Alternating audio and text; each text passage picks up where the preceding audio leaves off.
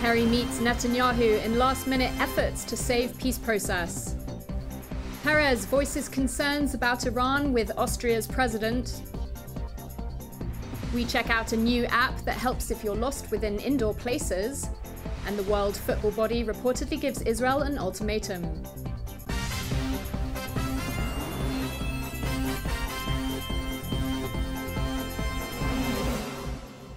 Shalom, welcome to the Jerusalem Post News. Our top stories for Tuesday, April 1st. US Secretary of State John Kerry met separately with Prime Minister Netanyahu and PLO chief negotiator Saeb Erekat in Jerusalem late last night, and again with Netanyahu this morning, amid more concrete reports that the US is considering releasing Israeli agent Jonathan Pollard by mid-April as part of a deal to resuscitate the peace process. The White House has stated it knows nothing about this. On the question about release of prisoners, this is a complicated issue that is being worked through with the parties, and I'm not going to get into details about that. And with regards to Mr. Pollard, he is a person who was convicted of espionage and is serving his sentence, and I don't have any update on his situation. Kerry left Israel this morning to attend NATO meetings in Brussels, and there was no immediate word of any breakthrough, while a Palestinian official said Kerry might return to meet with Palestinian President Mahmoud Abbas late on Wednesday.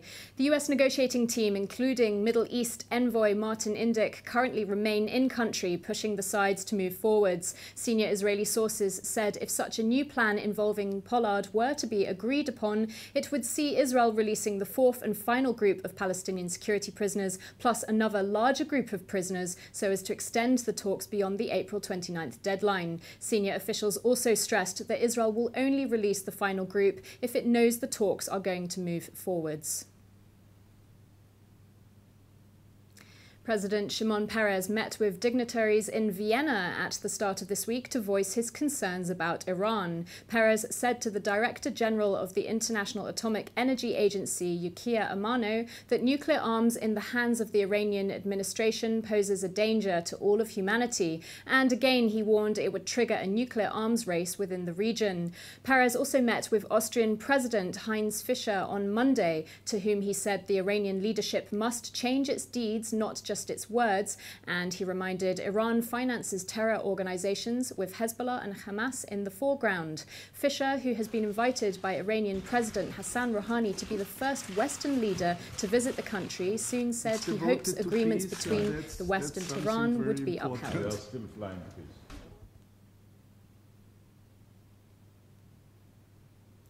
A new app technology called Inside Navigation literally works by following your step-by-step movements, which means unlike satellite-dependent navigation, it can help you if you're lost inside indoor spaces.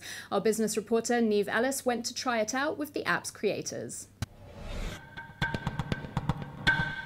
I'm here in Ayalon Mall in Tel Aviv, and I'm trying to figure out where my meeting is. I'm supposed to meet these guys to show me this new technology. It's not always easy to figure out exactly where you are.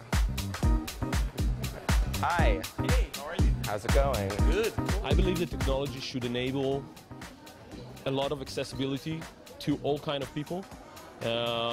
And when you look at what people are spending indoors, it's about 90% of their time. We want to create some kind of a standard to indoor venues, which is going to enable either an athlete that wants to find his way through the stairs up because he wants to make some fitness, or a blind person that wants to find the ATM. Basically, Inside is an application for smartphones, for iPhones and Androids.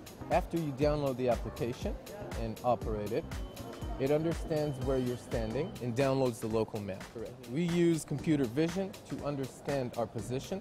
So what we do is we find objects that we are aware of and know their size and location, and have a calculation to find our exact location in a 50-centimeter radius. The app was operating for 2 days straight without the need to recharge the battery.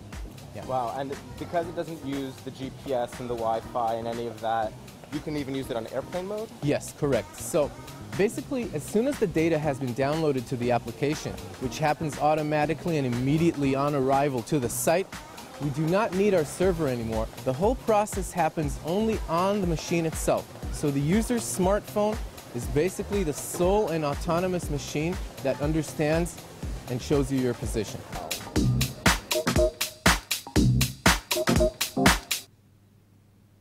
And you can watch the full TV report of that on jpost.com. FIFA has reportedly given Israel until the summer to improve travel and playing conditions for Palestinian football players or face expulsion as a member of the world football body. The pressure has supposedly mounted after FIFA President Sepp Blatter visited the region last July, which led to the establishment of a FIFA task force working towards resolving conflict issues. And in recent weeks, the Palestinian Football Association demanded Israel's expulsion from FIFA at this summer's FIFA Congress at the World Cup in Brazil, unless travel restrictions for Palestinian sportsmen are eased. Israel's football representatives have argued Palestinian players and officials have enjoyed greatly improved access in and out of the Palestinian territories.